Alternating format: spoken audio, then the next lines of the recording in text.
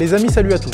Aujourd'hui, on part sur un sujet très simple, les machines de muscu les plus innovantes au monde. Alors, on va pas juste parler de machines de musculation, il y aura aussi un ou deux petits accessoires qui se sont greffés à la liste, mais je les ai ajoutés parce que d'une, ils sont pas communs et de deux, ils sont potentiellement très intéressants. J'espère que vous êtes prêts. Je suis sûr que certains d'entre vous connaissent certaines de machines que je vais présenter aujourd'hui parce que, spoiler, il y en a certaines qui sont dans ma salle, mais c'était important de les présenter quand même. Mais il y en a d'autres, je suis sûr et certain, vous n'en avez jamais entendu parler.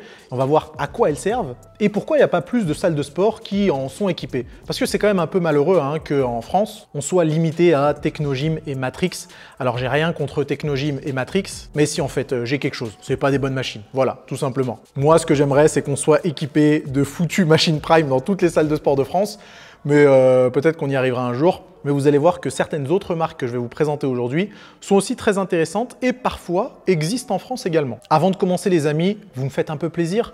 Vous vous abonnez à la chaîne si ce n'est pas déjà fait, vous cliquez sur le bouton s'abonner, vous activez la cloche pour ne pas rater les prochaines vidéos. Sachez qu'il y en a beaucoup qui arrivent avec des sujets très intéressants.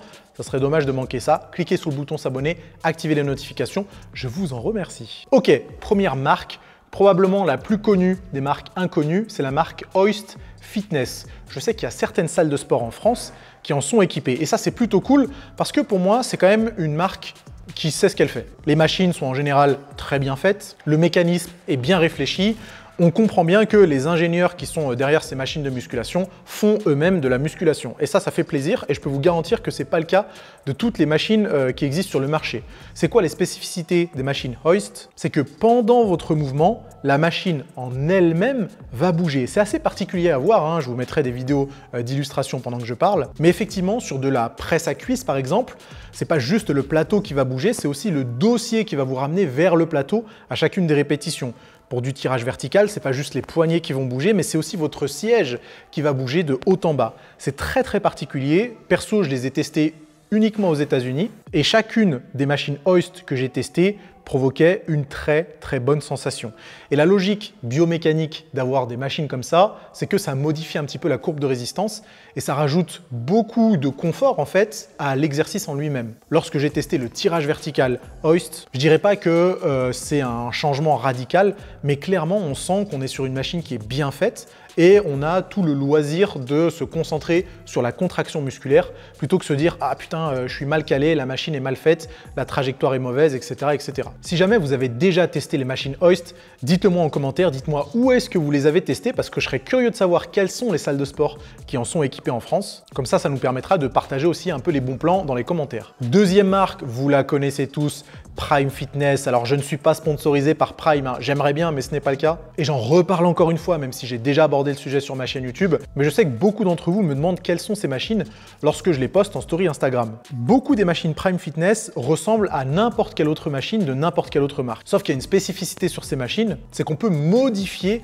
la courbe de résistance. Ça veut dire quoi? Ça veut dire que sur n'importe quel exercice de musculation, en général, la courbe de résistance, on ne peut pas la changer. Que vous fassiez un leg curl, des dips à la machine, du leg extension, du pec deck, du pullover à la machine, du Larry Scott, n'importe quel exercice, en général, la courbe de résistance est fixe. Et ça peut poser certains problèmes puisqu'il y a des individus qui ont des groupes musculaires en point fort ou en point faible qui mériteraient d'avoir une modification de la courbe de résistance pour travailler de manière plus confortable et d'avoir plus de résultats. C'est possible avec la marque Prime Fitness et avec une autre marque que je vais citer un petit peu plus tard. Je ne vous dis pas à quel point ces machines changent la vie. Vraiment, depuis que je les ai et que je m'entraîne dessus, je ne peux plus m'entraîner sur les équivalents des autres marques. Vous me filez un leg extension ou un leg curl Technogym, je ne mets pas les pieds dessus. Je préfère faire un autre exercice que de me ruiner les genoux sur ce genre de machine-là. Parce que ce n'est pas des machines qui sont foncièrement mal faites, mais lorsqu'on fait plusieurs reps dessus, plusieurs séries, plusieurs séances dans la semaine et qu'on s'entraîne plusieurs mois, on se rend compte en fait qu'elles ne sont pas optimales. Alors que toutes les machines Prime Fitness que j'ai eu le loisir d'utiliser, c'était à chaque fois un régal. Et pour les pratiquants de musculation qui sont un peu sérieux avec ce sport-là, vraiment ça change la vie et j'exagère pas. Les machines Prime Fitness, on commence à en trouver en salle de sport. Jusqu'à il n'y a pas longtemps, j'étais la seule salle à en avoir en France. Mais certaines salles commencent à s'en équiper tout doucement avec un leg extension par là, un leg curl par-ci. Donc c'est cool. Petit à petit, on progresse et je pense qu'il y a de plus en plus de clubs qui en seront équipés dans les quelques prochaines années. Mais sinon, pour les autres, vous pouvez en trouver beaucoup en Angleterre et je crois qu'il y en a quelques-unes en Belgique, mais je ne suis pas sûr. Après, si vous voyagez aux États-Unis ou même à Dubaï, les machines Prime Fitness, il y en a partout. Donc pareil, si vous avez déjà testé ça, n'hésitez pas à me le dire dans les commentaires. On enchaîne avec une marque très peu connue, mais parce qu'elle est très spécifique. Et je ne sais même pas si on peut parler de machine de musculation ou d'accessoires ou des deux en même temps. C'est la marque Excentric. La marque Excentric, c'est en fait des accessoires ou même des machines de muscu, parce que j'en ai une ici aussi au gymnase. C'est des machines qui fonctionnent avec une roue d'inertie. Et pour ceux qui n'ont jamais eu l'occasion de tester, c'est très particulier comme sensation et plutôt agréable en fait. Enfin agréable, on sait de quoi on parle, hein. Ça fait mal, mais quand ça fait mal en muscu, c'est agréable. Et les machines excentriques, je les ai testées pour la première fois en 2017 au salon de la rééducation à Paris, parce que c'est quelque chose qui est pas mal utilisé par les kinés. Après avoir essayé au salon de la rééducation, j'ai commencé à faire mes recherches un petit peu sur cette machine-là, sur cette marque-là, et je me suis aperçu que pas mal de sportifs l'utilisaient et que ça pouvait être très intéressant pour améliorer des capacités bien spécifiques. C'est peut-être pas quelque chose de nécessaire pour l'hypertrophie, mais pour la prépa physique, ça peut être quelque chose de très intéressant. Ce qui est bien sur les machines excentriques, c'est que vraiment, elles provoquent une sensation qui est totalement différente des machines classiques. Et du coup, ça peut être intéressant pour amener un petit peu de variété et surtout pour développer des capacités qui ne seraient pas de l'hypertrophie. Alors je sais que beaucoup d'entre vous sont intéressés par l'hypertrophie, mais il y en a aussi beaucoup d'entre vous qui sont intéressés par des objectifs un petit peu cumulés. C'est-à-dire être musclé, être rapide, être endurant, être fort. Et ça, c'est plutôt cool. Et du coup, dans ce sens-là, ça peut être intéressant d'utiliser des machines qui sortent un petit peu du schéma poulie, câble, charge libre, etc. Je vous montrerai dans une prochaine vidéo l'utilisation un peu plus précise de la machine excentrique pour que vous voyez comment je me détruis les quadriceps dessus. Et vous allez voir que pour une machine qui n'a pas de charge de travail, hein, puisqu'on n'a pas de disque, on n'a pas de pile de poids, ça reste quand même quelque chose de très intéressant. On poursuit avec la marque Oxfit ou Oxyfit, je ne sais pas comment on pourrait prononcer ça. Et c'est pas vraiment une marque de machine de musculation, c'est plutôt un appareil que beaucoup de personnes pourraient investir pour leur appartement ou leur maison plutôt. Parce que je pense que ça aurait du mal à rentrer dans un appartement. Quoique peut-être que certaines salles de sport en sont équipées. Je ne me suis pas trop renseigné sur la question, mais je suis tombé sur cette machine par hasard parce que je l'ai eu en publicité pour le coup sur Instagram. Je me suis dit, ah mais ça peut être pas mal ce truc. Pourquoi ça peut être pas mal? Parce que ce sont des vraies charges avec lesquelles on travaille. Ce qui n'est pas toujours le cas des des machines de musculation entre guillemets qu'on pourrait mettre à la maison. Là vraiment, on a l'impression d'avoir presque un rack sur lequel on peut faire tous les exercices, du squat, du développé couché, du tirage vertical, du tirage horizontal. On peut faire virtuellement tous les exercices et c'est ça qui est plutôt intéressant. En plus, la machine a l'air de coupler ça avec de l'intelligence artificielle, une caméra qui vérifie l'exécution des mouvements ou en tout cas des petites options qui permettent d'automatiser certaines choses un petit peu reloues de la programmation d'entraînement. Donc ça, c'est plutôt une bonne nouvelle.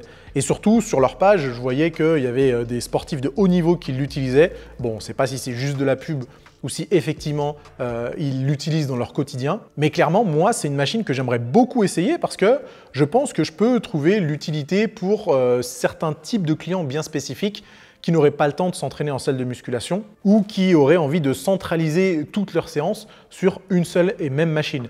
Peut-être que dans 15 ou 20 ans, les salles de sport ressembleront à ça, hein, avec des postes d'entraînement où on peut faire toute notre séance dessus. Et quand on y réfléchit, ça pourrait être cool.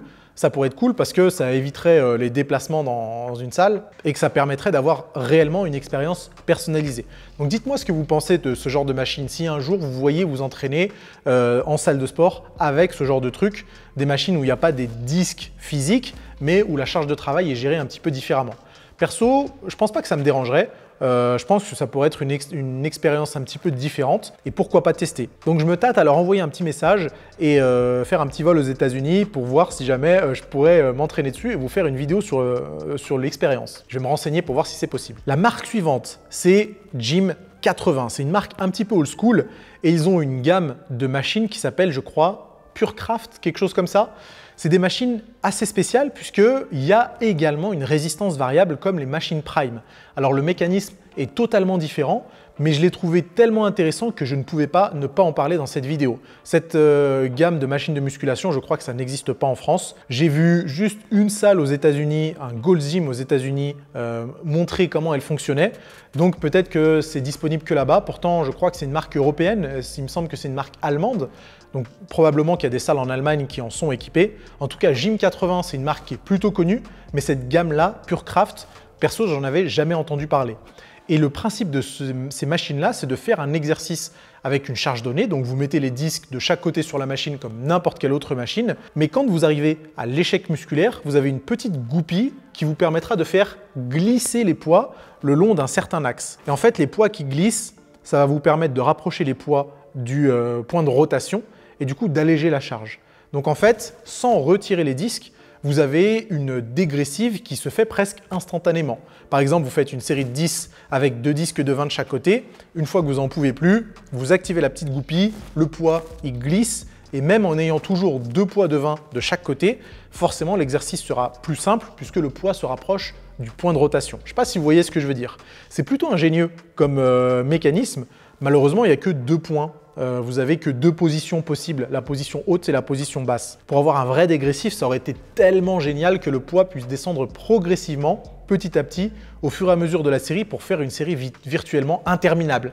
Vous imaginez, vous commencez votre série avec 2 disques de 20 kg de chaque côté et au fur et à mesure que la fatigue progresse, le poids descend le long de cet axe, ce qui vous permet d'enchaîner plus de reps et virtuellement de ne jamais terminer une série pour arriver véritablement à l'échec musculaire total. Je ne sais pas ce que ça pourrait donner en réalité, mais à mon avis, ça vaudrait le coup d'essayer. Dites-moi si vous êtes déjà tombé sur ce genre de machine et si oui, où ça? Parce que pareil, petit billet d'avion, je me casse en Allemagne ou aux États-Unis pour tester ça et je vous fais une vidéo sur le sujet. Ensuite, on passe à un accessoire qui s'appelle la Transformers Bar. C'est une barre à squat qui permet de changer la position du poids pour avoir soit un squat low bar, donc à majorité chaîne postérieure, fessier, lombaire ou érecteur du rachis et ischio, ou alors de déplacer le poids pour avoir plutôt un squat high bar, donc à majorité quadriceps. C'est pas con comme mécanisme parce que ça évite d'utiliser par exemple une safety bar ou alors d'utiliser une cale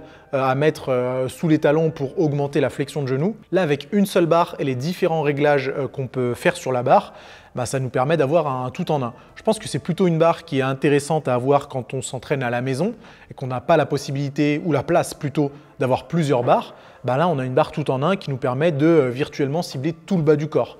Donc, c'est plutôt cool. Malheureusement, cette barre, je ne l'ai jamais utilisée. Je ne l'ai jamais vue en France. D'ailleurs, je ne l'ai jamais vue aux États-Unis non plus. Donc, je pense vraiment que c'est plutôt ciblé vers les particuliers qui s'entraîneraient à la maison et qui n'auraient pas la possibilité d'investir dans plusieurs barres différentes. Pareil, si vous connaissiez déjà cette barre, mettez-le en commentaire. Et si jamais vous l'avez déjà testé, je serais curieux de savoir quelle sensation ça provoque, quelle sensation ça procure. Et on termine par un accessoire que je ne connaissais pas du tout, que justement j'ai pu découvrir entre guillemets sur le site de la Transformers Bar et ça s'appelle la Q-Bell. Bell, c'est le suffixe de dumbbell qui veut dire halter. Donc Q-Bell, c'est un halter un peu différent en fait. Je ne sais pas pourquoi ça s'appelle Q. Je n'ai pas eu le temps de regarder sur le site, mais probablement que ça a une explication. Et la Q-Bell, c'est un peu bizarre parce qu'on a un halter avec 3 poignées différentes. On a une poignée plutôt large, on a 2 poignées plutôt fines, mais en fonction de la position de votre main, du coup, la résistance ne sera pas le même, le poids ne sera pas le même. Même si l'halter pèse un poids donné, que vous preniez à l'extrémité ou si vous passez votre main à l'intérieur de l'halter pour choper la poignée, du coup, le poids ressenti ne sera pas le même. Et ça, mine de rien, je trouve que c'est une merveilleuse idée parce que ça permet encore une fois d'allonger un peu les séries sans être obligé de prendre d'autres haltères. Et pour les personnes qui n'auraient pas forcément la place nécessaire, c'est d'une part un gain de place, probablement un gain d'argent, mais aussi une variété en plus qui permet d'avoir probablement d'autres sensations. Pareil, malheureusement, j'ai jamais eu l'occasion d'utiliser cet haltère, je ne l'ai jamais vu en salle de sport. Mais pour le coup, je serais peut-être chaud à en commander, voire même la Transformers Bar. Peut-être que je pourrais la commander, la Q-Bell aussi, pour vous faire un petit topo dessus et pour vous dire si jamais ça vaut le coup ou pas. Dites-le moi dans les commentaires si ça vaut le coup de faire l'investissement et de vous partager un peu mon ressenti sur ce genre d'accessoires. Ok les amis, des machines de muscu et des accessoires, il y en a encore un paquet. Si vous en connaissez, mettez-le dans les commentaires. Je serai très heureux d'y réagir dans une prochaine vidéo et de vous dire si oui ou non, ça peut être des choses intéressantes en termes de stimulation musculaire. Il y a des machines très anciennes qu'utilisait par exemple Schwarzenegger dans les années 70 qui pourraient faire l'objet d'une vidéo. Donc si jamais vous avez des ressources un peu intéressantes, n'hésitez pas à les partager en commentaire. Sur ce, si la vidéo vous a plu, vous mettez un gros pouce en l'air et évidemment, on s'abonne à la chaîne et nous on se retrouve très vite pour la prochaine vidéo. Les amis, à plus.